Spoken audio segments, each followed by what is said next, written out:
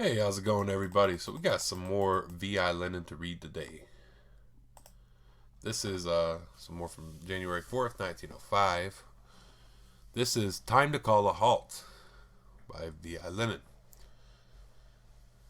So let's go ahead and get into this. This is, Time to Call a Halt. Let's see, there's some notes at the end here.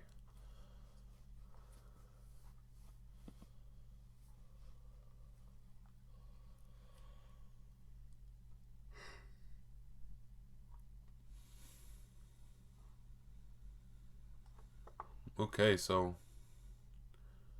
um, let's see. It says here, technical workers was a group of Bolsheviks authorized by the party to handle the business of organizing underground printing press, the printing and distribution of underground party literature, and obtaining and transporting weapons. Okay, good to know. Um, it says also Orlovsky, which is a pseudonym of the Bolshevik V.V. Vorovsky. Let's go ahead and get into this. Time to call a halt. All eyewitnesses agree that the demonstration of November 28 was a failure because of the almost complete absence of workers. But why did the workers keep away from the demonstration? Why did the St. Petersburg Committee, in response to those called the student youth had come to the demonstration, fail to take steps to secure the attendance of the workers, thus defeating its own enterprise? The answer to these questions is given in the following letter from a worker, a member of the committee, from which we print the most important messages. Quote, feeling at the beginning of November was running high and seeking an outlet. This outlet was to be provided by a demonstration, and in fact the leaflet did appear at that time, issued in the name of the Student Social Democratic Organization and calling for a demonstration on November 14th. On learning of this, the committee proposed to the organization that the demonstration be postponed until the end of November to permit joint participation with the St. Petersburg proletariat. The students agreed. The class-conscious workers were very eager to have a demonstration. Many workers came to Nevsky Prospect on November 14th under the impression that the students' demonstration would take place. When they were told that they should not have come without a call by the committee, they conceded the point, but said that they thought there would be something doing there anyway. Let's see, that was in quotes. Quote, thought there would be something doing there anyway, end quote.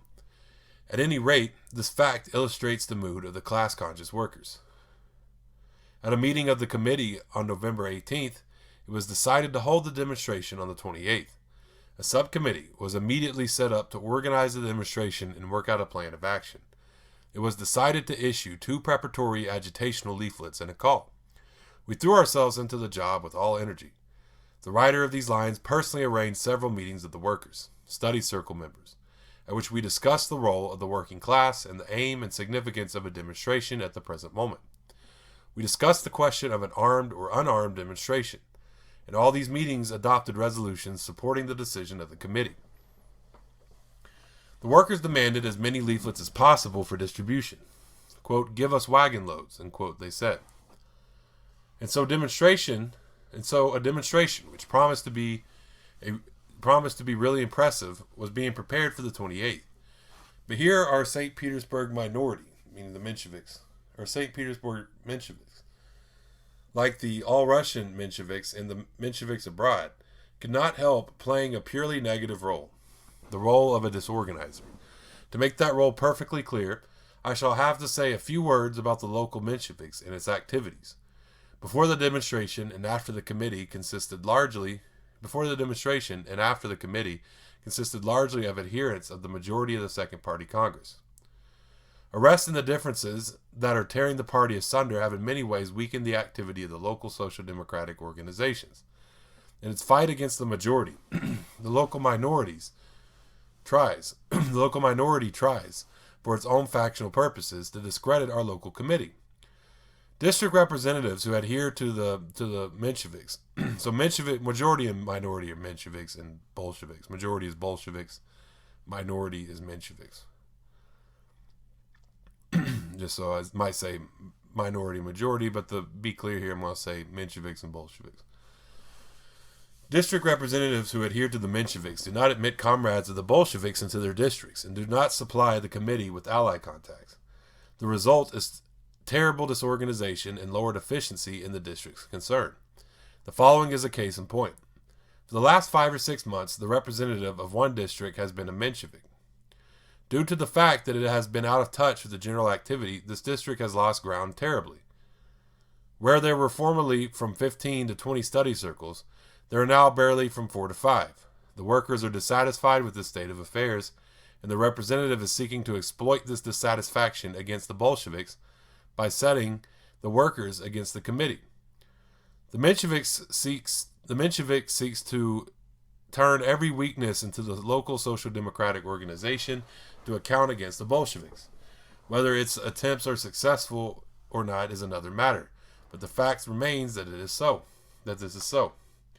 3 days before the demonstration, the committee was called together on the initiative of the Mensheviks. For certain reasons, 3 members of the Bolsheviks on the committee could not be notified in advance and were absent. The Mensheviks made a motion to call off the demonstration, threatening otherwise to work against it and not distribute a single leaflet. Owing to the absence of the 3 comrades that would have supported the demonstration, the motion was carried. It was decided not to distribute any leaflets and to destroy those containing the call. The broad mass of the general public, as well as the workers, prepared to attend the demonstration and waited only for the committee's call. Rumors began to circulate that the demonstration had been called off and indefinitely postponed. Many strongly objected to the cancellation. The technical workers protested and refused to work for the committee in the future. A meeting of the committee was called on Friday, and the 3 members who had been absent at the previous meeting protested again the improper revision of the decision to hold the demonstration. Since a mass of people would gather in Nevsky Prospect anyway, even if no leaflets were distributed, they urged that all steps be taken to get workers as well to participate in the demonstration. A representative of the Menshevik objected. A representative of the Mensheviks objected on the grounds that, quote, not all workers are sufficiently developed to participate consciously in the demonstration and to be able to defend the demands put forward by the committee, end quote. The question was to put the vote. The meeting decided, with only one opposing vote, to hold the demonstration. But it transpired that many of the printed leaflets, over 12,000, containing the call had been burnt. Man, 12,000 prints. And think about how, okay, I'm going to pause real quick. That is expensive today, right? With our printers and our ink. Think about how expensive that was back then. 12,000 leaflets. That is so many. That's 12,000 printed pages. Containing the call had been burned. Yeah, so that was all the ink printed. I would have been mad. I would have been mad about that. So anyway, back to this. Besides, their mass distribution at the factories was impossible, since they could not be delivered anywhere by Saturday morning, and on Saturdays the factories stopped work at 2 or 3 o'clock. Thus, the leaflets could be distributed only among a small circle of workers, among acquaintances, but not among the broad masses.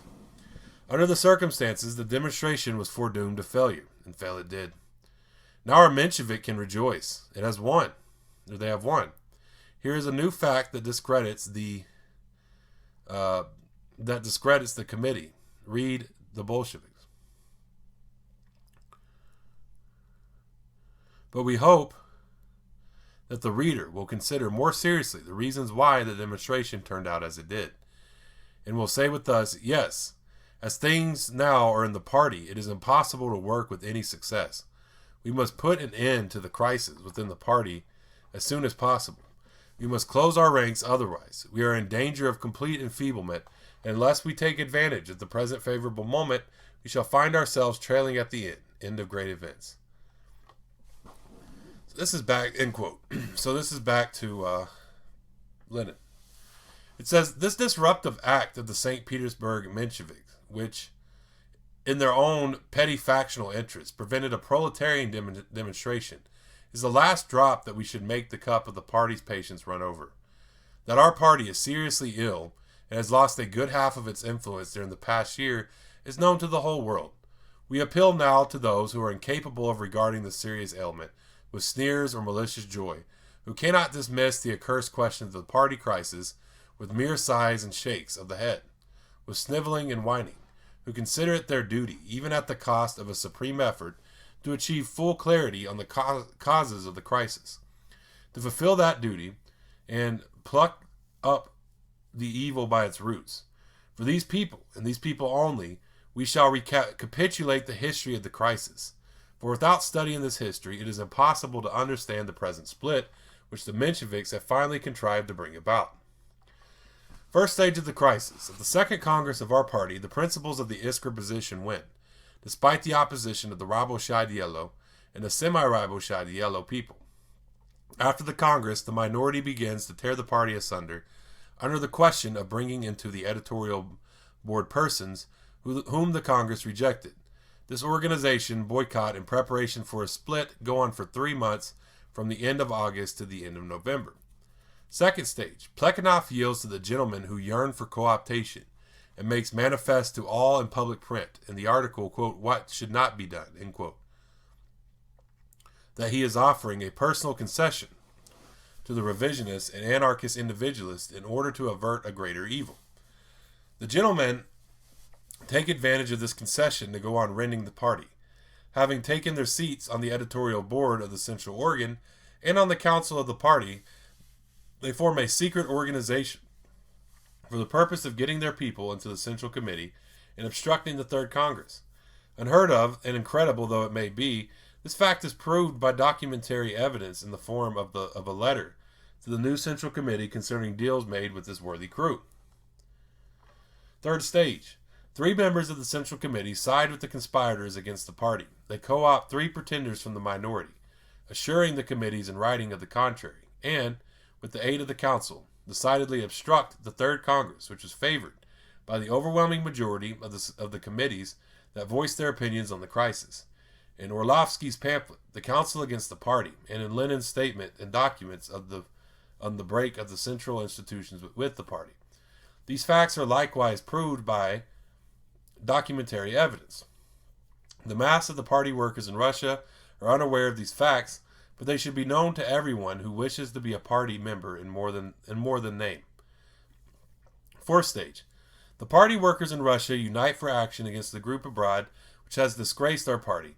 The adherents in the committees of the Bolsheviks arrange several private conferences and elect representatives. The new Central Committee, which is controlled completely by the co-opted pretenders, makes it its business to disorganize and split all local committees of the majority. The comrades should not entertain any illusions on this score. The Central Committee has no other purpose. The creatures of this clique abroad are preparing and forming new committees everywhere, in Odessa, Baku, Ekaterinodar, Moscow, Voronezh, etc. The group abroad is preparing its own hand-picked Congress. The secret organization, having finished with the central bodies, has turned against the local committees. The disruptive trick of the St. Petersburg Mensheviks is no accident.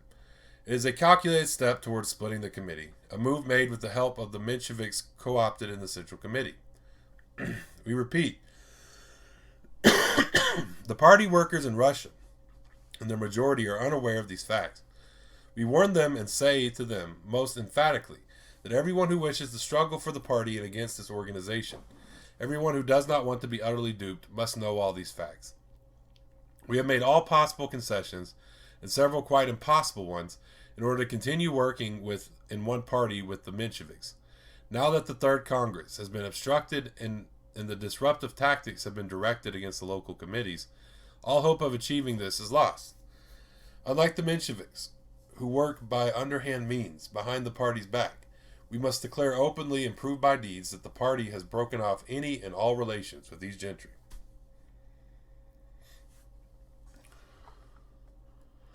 That's wild. 12,000 flyers, printed leaflets. I would be mad.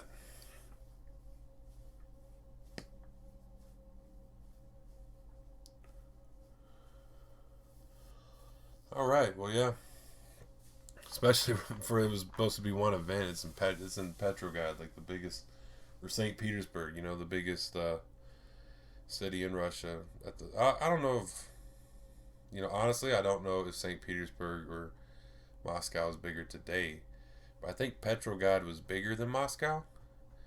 And I'm gonna go on a tangent right now. And the reason why I think so is because Moscow did not become, the city that it was until rails really started to develop. And there are rails in Russia at this time, right?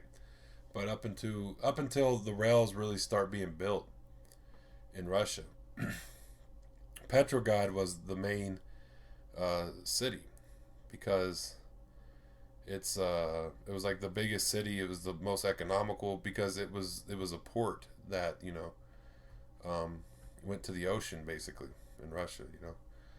It was like a main port city that went out by Scandinavia and whatnot. But Moscow, and I may be wrong here, but Moscow wasn't as big of a city until the rails were developed because all the rails go through Moscow, and it's what made Moscow really like big as a city was it became a economic center point.